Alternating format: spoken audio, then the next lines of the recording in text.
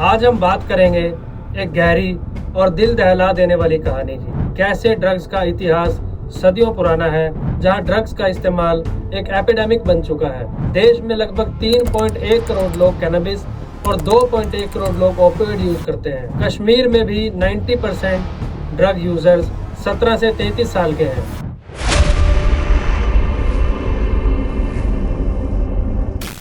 जय हिंद दोस्तों, आज हम बात करेंगे एक गहरी और दिल दहला देने वाली कहानी की। यह कहानी है दोस्तों भारत के उस अंधेरे कोने की, जहां नशा ना सिर्फ जवान दिलों को छीन रहा है, बल्कि परिवार, समाज और पूरे देश की नींव को हिला रहा है। यह सिर्फ एक समस्या नहीं, बल्कि एक बड़ा संकट है जो हेल्थ, इकोनॉमी और इंटरनल सिक्योरिटी को चुनौती दे रहा है। इस कहानी में हम देखेंगे कैसे ड्रग्स का इतिहास सदियों पुराना है, कैसे यह आज एक ग्लोबल माफिया का हिस्सा बन गया और कैसे यह हमारे युवाओं को अपनी चपेट में ले रहा है। चलिए शुरू करते हैं और इस कहानी के हर पहलू को खोलकर देखते हैं। दोस्तों, अगर हम बात करें भारत में ड्रग्स के इतिहास की, तो भारत में ड्रग्स का इस्तेमाल कोई नई बात नहीं। सदियों पहले जब वेद लिखे गए, तब कैनबिस यानी भांग, गांजा और ओपियम यानी अफीम का जिक्र उसमें हमें देखने को मिला। वर्ल्ड हेल्थ ऑर्गेनाइजेशन की ट्रेडिशनल मेडिसिन गाइडलाइंस 2004 के मुताबिक अथर्ववेद और ऋग्वेद में इनका यूज दर्द कम करने, नींद लाने और कई बीमारियों के इलाज के लिए किया जाता था। आयुर्वेद और यूनानी चिकित्सा पद्धतियों में भी इनका इस्तेमाल होता था, लेकिन यह सब मेडिकल और स्पिरिचुअल पर्पस के लिए था, ना कि नशे के लिए। मुगल काल और ब्रिटिश पीरियड में यह कहानी बदलने लगी। United Nations Office of Drugs and Crime के South Asia opioid trade reports 2023 के अनुसार इस दौरान ओपियम का व्यापार एक बड़ा बिजनेस बन गया। ब्रिटिश ने ओपियम को चाइना तक एक्सपोर्ट किया, जिससे ईस्ट इंडिया कंपनी को बड़े प्रॉफिट्स हुए, लेकिन इसने एक ग्लोबल ड्रग क्राइसिस को जन्म दिया। 20th सेंचुरी में जब दुनिया ने इस समस्या को समझा, तो इंटरनेशनल ट्रीटीज जैसे single convention on narcotic drugs 1961 और कन्वेंशन ऑन साइकोट्रॉपिक सब्सटेंसेस 1971 आए। भारत ने भी इनको अपनाया और narcotic drugs and psychotropic substances NDPS act 1985 लाया, जिससे ड्रग्स का प्रोडक्शन, सेल और यूज को स्ट्रिक्टली कंट्रोल किया जाता है। लेकिन दोस्तों, क्या यह सब काफी था? नहीं, क्योंकि आज भी यह समस्या बढ़ती दिखाई दे रही है। दोस्तों, आज का भारत एक ऐसे मोड़ पर खड़ा है जहां ड्रग्स का इस्तेमाल एक एपिडेमिक बन चुका है। All India Institute of medical sciences national drug dependence treatment centre AIIMS and WDTC के magnitude of substance use in India report 2019 के मुताबिक देश में लगभग 3.1 करोड़ लोग कैनबिस और 2.1 करोड़ लोग ओपियोइड यूज करते हैं। इनमें से एक बड़ी संख्या रेगुलर डिपेंडेंस और एडिक्शन से जूझ रही है। युवा पीढ़ी, खासकर 15 से 35 साल के लोग इससे सबसे बड़े शिकार हैं। पंजाब में 2.5% पॉपुलेशन ओपियोइड डिपेंडेंट है, जिसमें 62% हीरोइन और 32.5% बुप्रेनोर्फिन यूजर्स हैं। कश्मीर में भी 90% ड्रग यूजर्स 17 से 33 साल के हैं। वर्ल्ड हेल्थ ऑर्गेनाइजेशन WHO और national family health survey NFHS report के हिसाब से भारत में 13% एडल्ट अल्कोहल और 29% लोग टोबैको कंज्यूम करते हैं, जो कि संख्या को करोड़ों में ले जाता है। यह लिसिट ड्रग्स जो लीगल है, यह भी एक बड़ा संकट है, क्योंकि यह लोगों को धीरे धीरे इलिसिट ड्रग्स की तरफ ले जाते हैं। पंजाब की ग्राउंड रिपोर्ट 2022 के मुताबिक सिर्फ एक स्टेट में 144 ओवरडोज की डेथ पाई गई साथियों, जो देश में सबसे ज्यादा थी, वो थी पंजाब में। कोविड के बाद ऑनलाइन ड्रग मार्केट्स और सिंथेटिक ड्रग्स की अवेलेबिलिटी ने समस्या को और भी बढ़ा दिया है। चलिए अब इस कहानी के विलन्स को भी जान लेते हैं। सबसे पहले आता है दोस्तों कैनबिस, जिसमें गांजा, चरस और भांग शामिल है। यह सबसे कॉमन ड्रग है जो मूड, थिंकिंग और व्यवहार को बदल देता है। हिमाचल प्रदेश के पार्वती वैली में चरस का प्रोडक्शन एक बड़ा इशू बनकर सामने खड़ा है। फिर आता है दोस्तों ओपियोइड्स, जिसमें शामिल है हीरोइन, अफीम और बुप्रेनोर्फिन। यह दर्द कम करने के लिए होते हैं, लेकिन इनका नशा दिल और दिमाग को तबाह कर देता है। पंजाब में हीरोइन या चिट्टा एक बड़ा संकट है। उसके बाद आते हैं साथियों सिंथेटिक ड्रग्स, जिसमें LSD, MDMA और मेटाफिटामिन। ये साथियों नए जमाने के ड्रग्स हैं जो रेव पार्टीज और अर्बन यूथ कल्चर में पॉपुलर हैं। इनका असर ब्रेन और हार्ट पर होता है और ओवरडोज से साथियों मौत भी हो सकती है। Then there are prescription drugs जैसे ट्रामाडोल, कोडेन सिरप्स, डायazepam। यह मेडिकल यूज के लिए होते हैं दोस्तों, लेकिन इनका मिस यूज खासकर कोविड के बाद बढ़ गया। लोग एंजाइटी और स्ट्रेस के लिए इन्हें बिना प्रिस्क्रिप्शन के लेने लगे हैं, जो रेस्पिरेटरी डिप्रेशन और लिवर डैमेज का कारण बन सकता है। United nation office of Drugs and crime UNODC के synthetic drug in east and south east Asia report 2023 के मुताबिक सिंथेटिक ड्रग्स की डिमांड अर्बन सेंटर्स में जैसे मुंबई, दिल्ली और गोवा में तेजी से बढ़ रही है। एक सोचने की बात यह भी है दोस्तों कि यह ड्रग्स भारत में आता कैसे है। तो दोस्तों यह एक ऑर्गेनाइज्ड क्राइम का जाल है जो देश के बॉर्डर से लेकर डार्क वेब तक फैला हुआ है। United Nations Office of Drugs and crime UNODC के मुताबिक साउथ एशिया दुनिया का 39% हीरोइन यूजर्स का घर है और भारत इसका एक मेजर कंज्यूमर और ट्रांजिट पॉइंट है। ड्रग्स के दो सबसे बड़े सोर्सेज हैं, जिसमें पहला है गोल्डन क्रिसेंट, जिसमें आता है अफगानिस्तान, पाकिस्तान और ईरान। अफगानिस्तान दुनिया का सबसे बड़ा ओपियम प्रोड्यूसर है, जो ग्लोबल इलिसिट ओपियम का 80% प्रोड्यूस करता है। यह ओपियम हीरोइन में बदलकर पाकिस्तान के जरिए पंजाब और जम्मू कश्मीर के पोरस बॉर्डर्स पर स्मगल होता है। 2022 में जम्मू एंड कश्मीर में हीरोइन सीजर्स 2000% तक बढ़े। दूसरा है साथियों गोल्डन ट्रायंगल। इसमें शामिल है म्यांमार, लाओस और थाईलैंड जैसी कंट्रीज। म्यांमार से हीरोइन और मेथामेफिटामाइन नॉर्थ ईस्ट स्टेट्स जैसे मणिपुर, मिजोरम, नागालैंड और अरुणाचल प्रदेश में आते हैं। United nation office of Drug and crime UNODC 2023 के मुताबिक इस रूट से ड्रग्स का इलीगल फ्लो न सिर्फ नशा फैलाता है बल्कि रीजनल इंस्टेबिलिटी को भी बढ़ावा देता है। पंजाब में छोटी गाड़ियां, ट्रक्स और ट्रैक्टर्स के टैंक्स में ड्रग्स छुपाए जाते हैं। गोवा और मुंबई के पोर्ट से कोकेन और synthetic party drugs Latin America से आते हैं, जो रेव कल्चर और हाई इनकम यूजर्स तक पहुंचाए जाते हैं। नारकोटिक्स कंट्रोल ब्यूरो NCB ने 2024 में 25,330 करोड़ रुपए का ड्रग्स पकड़ा, जो पिछले साल से तकरीबन 55% ज्यादा था, जिसमें सिंथेटिक ड्रग्स, कोकेन और साइकोट्रोपिक मेडिसिन शामिल थे। एक नया ट्विस्ट इस कहानी में दोस्तों डार्क वेब और कोरियर्स की वजह से आया। ड्रग्स अब टेलीग्राम, स्नैपचैट और डार्क वेब प्लेटफॉर्म के जरिए बिक रहे हैं। LSD ग्लोटर्स बुक्स के अंदर और MDMA कॉस्मेटिक बोतल्स में छुपाकर इंडिया पोस्ट या प्राइवेट कुरियर से भेजे जाते हैं। दिल्ली पुलिस साइबर सेल 2023 ने कई ऐसे नेटवर्क्स को बस्ट किया जो युवाओं को टारगेट करते थे। इसके बाद साथियों नार्को टेररिज्म भी कहानी का एक बहुत महत्वपूर्ण पहलू है। यह कहानी सिर्फ नशे तक नहीं रुकती। ड्रग ट्रैफिकिंग का पैसा टेररिज्म और ऑर्गेनाइज्ड क्राइम को फंड करता है। Institute for defence studies analysis IDSA 2023 के मुताबिक पाकिस्तान का ISI, लश्कर तैयबा और हिजबुल मुजाहिदीन जैसे टेररिस्ट ग्रुप्स के साथ मिलकर ड्रग्स को जम्मू और कश्मीर और पंजाब में धकेल रहा है।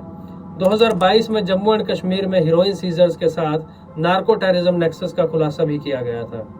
यह पैसा न सिर्फ ड्रग्स का बिजनेस चलाता है बल्कि वेपन्स और स्लीपर सेल्स के लिए भी यूज होता है।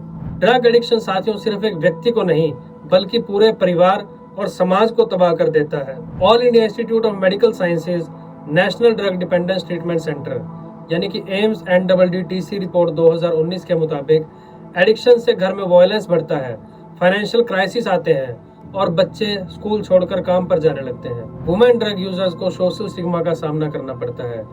इंडियन जनरल साइकियाट्री 2020 कहता है कि वुमेन ड्रग यूजर्स में मेंटल हेल्थ डिसऑर्डर ज्यादा होते हैं और वो ट्रीटमेंट लेने से डरती हैं क्योंकि समाज उन्हें बैड कैरेक्टर या बैड मदर्स के रूप में देखता है। द लैंसेट पब्लिक हेल्थ के 2022 रिपोर्ट के मुताबिक सब्सटेंस अब्यूज 15 से 24 साल के युवाओं में डिसेबिलिटी और अर्ली डेथ का एक सबसे बड़ा कारण है। एडिक्शन से प्रोडक्टिविटी लूज होती है, हेल्थ केयर कॉस्ट बढ़ते हैं और लॉ एनफोर्समेंट पर भी बोझ पड़ता है। पंजाब में 15% युवा 15 से 35 साल ड्रग अब्यूज में इन्वॉल्व हैं और वही लोग कहीं ना कहीं क्राइम नेटवर्क्स का हिस्सा भी बने हुए हैं। मीडिया एंड पॉप कल्चर ने भी नशे को ग्लैमरस बनाया। बॉलीवुड सॉन्ग्स और वेब सीरीज में ड्रग्स को ग्लैमरस दिखाया जाता है। सॉन्ग्स में कोकीन, वीड और अल्कोहल को स्टेटस सिंबल या एंजॉयमेंट के रूप में दिखाया जाता है, जो युवाओं के दिमाग पर एक बुरा असर डालता है। इंस्टाग्राम और स्नैपचैट पर ड्रग कल्चर को प्रमोट किया जाता है, जहां कोडेड मैसेजेस और रील से ड्रग्स की मार्केटिंग होती है। दिल्ली पुलिस साइबर सेल 2023 ने बताया कि ड्रग पेडलर्स टेलीग्राम और इंस्टाग्राम पर डीएम्स के जरिए एलएसडी और एमडीएमए बेच रहे हैं। लेकिन दोस्तों, मीडिया का एक दूसरा चेहरा भी है, जिसे हम कहते हैं इन्वेस्टिगेटिव जर्नलिज्म। इसने इस समस्या को लोगों के सामने उजागर किया। एनडीटीवी के गोल्डन क्रिसेंट डॉक्यूमेंट्री 2019 और तहलका के हिमाचल ड्रग ट्रेड एक्सपोजर ने कार्टल्स और करप्शन को सामने लेकर आए। यह एफर्ट्स जरूरी हैं, लेकिन मीडिया रेगुलेशन और साइबर मॉनिटरिंग की भी जरूरत है। भारत ने दोस्तों इस संकट से लड़ने के लिए कई कदम उठाए हैं, जिसमें गवर्नमेंट के एफर्ट्स को भी हमें समझना होगा, जैसे कि narcotics drugs and psychotropic substance act 1985। यह ड्रग्स के प्रोडक्शन, सेल और यूज को कंट्रोल करता है। उसके बाद साथियों, नशा मुक्त भारत अभियान NMBA, जो कि ministry of social justice and empowerment का एक कैंपेन है, जो 272 हाई रिस्क डिस्ट्रिक्ट में अवेयरनेस फैलाता है। 2023 तक 10 करोड़ लोगों तक पहुंचने का दावा किया। इसके बाद साथियों, national action plan for drugs demand reduction NAPDDR, जो कि 2018 में शुरू हुआ। इसने 400 plus integrated rehabilitation centres addicts IRCS बनाए हैं, लेकिन यह 1.4 बिलियन की पॉपुलेशन के लिए काफी नहीं है। फिर आता है साथियों नार्को कोऑर्डिनेशन सेंटर NCORD, जो कि मिनिस्ट्री ऑफ होम अफेयर्स के अंडर है, और वह NCB, directorate of revenue intelligence DRI, customs और स्टेट पुलिस के बीच कोऑर्डिनेशन बनाता है। 2023 में इसने बॉर्डर स्टेट्स में 60% से ज्यादा सीजर्स किए। उसके बाद साथियों, स्टेट लेवल प्रोग्राम्स, जैसे पंजाब का बड़ी प्रोग्राम स्कूल्स में ड्रग एजुकेशन देता है। दूसरी तरफ हिमाचल प्रदेश का Himachal Pradesh medical services corporation HIMCARE और गोवा के anti drug drives local patterns को टारगेट करते हैं। रिहेबिलिटेशन इस संकट से लड़ने के लिए एक बड़ा हथियार है। All India Institute of Medical Science AIIMS और National Institute of Mental Health and Neuro Sciences के मुताबिक रिहैब के 3 प्रकार होते हैं। सबसे पहले आती है साथियों मेडिकल अप्रोच, जिसमें डिटॉक्सिफिकेशन और विड्रॉल सिम्टम्स का ट्रीटमेंट होता है। उसके बाद साथियों आती है साइकोलॉजिकल अप्रोच, जिसमें counselling, cognitive behavioural therapy CBT और फैमिली थेरेपी से मेंटल हेल्थ को संभाला जाता है। तीसरे नंबर पर है साथियों कम्युनिटी बेस्ड अप्रोच, जिसमें नारकोटिक्स एनोनिमस NA जैसे 12 स्टेप्स प्रोग्राम और peer support groups rural areas में काम करते हैं। लेकिन रिहैब सेंटर्स की कमी है दोस्तों, सिर्फ 20% रिक्वायर्ड साइकाइट्रिक बेड ही अवेलेबल है, और कश्मीर जैसे स्टेट में सिर्फ 2 पब्लिक रिहैब सेंटर्स हैं, जबकि 41,000 पेशेंट्स 2023 में वहां पर पाए गए। प्राइवेट रिहैब अमीर लोगों के लिए हैं, लेकिन इनमें रेगुलेशंस की कमी है, और कई केसेस में टॉर्चर के रिकॉर्ड्स भी हमारे सामने आए हैं। पोस्ट रिहैब रीइंटीग्रेशन भी एक बड़ी चुनौती है। रिकवर्ड एडिक्ट्स को स्टिग्मा का सामना करना पड़ता है और जॉब्स मिलना मुश्किल हो जाता है। Ministry of social justice and empowerment कुछ NGOs जैसे society for promotion of youth and masses skill development और जॉब प्लेसमेंट प्रोग्राम्स चलाते हैं, लेकिन यह लिमिटेड है। इस लड़ाई से साथियों भारत अकेला नहीं लड़ सकता, और वैसे भी इस लड़ाई को लड़ने के लिए इंटरनेशनल कोऑपरेशन की जरूरत है। India United Nations Office of Drug and Crime Interpol के साथ काम करता है। अफगानिस्तान के साथ बायलैटरल एग्रीमेंट्स हैं जो हीरोइन स्मगलिंग रोकने के लिए हैं। म्यांमार के साथ बॉर्डर कोऑपरेशन मीटिंग्स होती हैं जो नॉर्थ ईस्ट में मेथाम्फेटामाइन और हीरोइन के फ्लो को रोकती है। इंटरपोल के प्रोजेक्ट ट्रिगर 9 ने साउथ एशिया में टन्स ऑफ ड्रग्स सीज किए, लेकिन ईरान, श्रीलंका और बांग्लादेश के साथ और कोऑपरेशन की जरूरत है। पब्लिक अवेयरनेस दोस्तों स्प्रेड करना भी इस केस में बहुत जरूरी है। स्कूल्स में ड्रग एजुकेशन काफी वीक है। यूनाइटेड स्टेट्स के drug abuse resistance education DARE program या ऑस्ट्रेलिया के लाइफ एजुकेशन प्रोग्राम के मुकाबले भारत में ड्रग एजुकेशन सिर्फ सेमिनार्स तक ही सीमित है। अर्ली इंटरवेंशन जरूरी है, क्योंकि 60% केसेस में पहली बार ड्रग यूज फ्रेंड्स के थ्रू होता है। एकेडमिक प्रेशर, अनएम्प्लॉयमेंट और फैमिली कन्फ्लिक्ट्स युवाओं को ड्रग्स की तरफ धकेल रहे हैं। आने वाले समय में साथियों यह कहानी और खतरनाक होने वाली है। Synthetic drugs labs. हैदराबाद में 2023 में एक बड़ा लैब बस्ट हुआ। यह लैब अर्बन बेसमेंट्स और रूरल शेड्स में छुप रहे हैं। और साथियों, डार्क वेब और क्रिप्टो करेंसी से ड्रग पेमेंट्स हो रही हैं जो ट्रैक करना भी मुश्किल है। ड्रोन के थ्रू ड्रग्स की स्मगलिंग। पंजाब और नॉर्थ ईस्ट में ड्रोन्स 2 से 5 केजी ड्रग्स कैरी करते हैं जो थर्मल कैमोफ्लाज और ग्लोबल पोजिशनिंग सिस्टम जो जीपीएस से डिटेक्शन से बचते हैं। ये ओपियोइड जो यूनाइटेड स्टेट्स में ओवरडोज क्राइसिस लाया, भारत में भी आ सकता है। United nation office of Drugs and crime ने इसके लिए पहले ही वार्निंग दे दी है। पॉलिसी गैप्स और सॉल्यूशंस और अब के लॉज में क्या कमी हमें देखने को मिलती है, यह जानना भी जरूरी है। सबसे पहले हमें अपनानी होगी साथियों विक्टिम सेंटर्ड अप्रोच। एडिक्ट्स को क्रिमिनल की तरह टारगेट किया जाता है। पोर्चुगल जैसे मॉडल से हमें सीख कर डीक्रिमिनलाइजेशन और रिहैब पर फोकस करना चाहिए। टेक्नोलॉजी का यूज भी इसका एक बहुत इंपॉर्टेंट पार्ट है। आर्टिफिशियल इंटेलिजेंस, ड्रोन्स और ब्लॉकचेन से बॉर्डर सर्विलेंस और फार्मा सप्लाई चेन को टाइट करना होगा। इजराइल के स्मार्ट बॉर्डर सर्विलेंस मॉडल को अडॉप्ट किया जाना चाहिए। एजुकेशन में रिफॉर्म्स भी इसमें एक अच्छा इनिशिएटिव हो सकता है, जिससे कि स्कूल्स में ड्रग एजुकेशन को कैरिकुलम का हिस्सा बनाना जरूरी है, जिसमें रेफ्यूजल स्किल्स, इमोशनल इंटेलिजेंस और रियल लाइफ स्टोरीज शामिल हो। एक आखिरी बात दोस्तों यह है कि यह हम सब की जिम्मेवारी है। यह कहानी सिर्फ सरकार या पुलिस की नहीं, हम सब की है। मीडिया और पॉप कल्चर ड्रग्स को ग्लैमराइज करता है जो युवाओं को गलत रास्ते पर ले जा रहा है। इस कहानी को सुधारने में साथियों हर एक की एक अपनी भूमिका है। अगर हम बात करें युवाओं की, तो स्कूल्स और कॉलेजेस में अवेयरनेस एम्बेसडर्स बनाने चाहिए। उसके बाद अगर पेरेंट्स की भूमिका की बात करें, तो पेरेंट्स को बच्चों के बिहेवियर पर नजर रखनी होगी और उन्हें इमोशनल सपोर्ट भी प्रोवाइड करना होगा। और समाज में स्टिग्मा को खत्म कर देना चाहिए और एडिक्ट्स को सुधरने का एक मौका और दे देना चाहिए। सरकार को पॉलिसीज को स्ट्रिक्ट करना होगा और उन्हें इफेक्टिव बनाना होगा। रिहैब सेंटर्स और एजुकेशन पर इन्वेस्ट करना होगा। द लैंसेट पब्लिक हेल्थ 2022 की रिपोर्ट कहती है कि सब्सटेंस अब्यूज भारत के युवाओं के लिए एक टिकलिंग बॉम्ब की तरह है। अगर हम आज नहीं जागे तो एक पूरी जनरेशन नशे की गहरी खाई में गिर सकती है। यह वक्त है एक नशा मुक्त भारत के लिए संघर्ष करने का और साथ मिलकर डिसाइसिवली और सस्टेनेबली काम करने का। जय हिंद दोस्तों।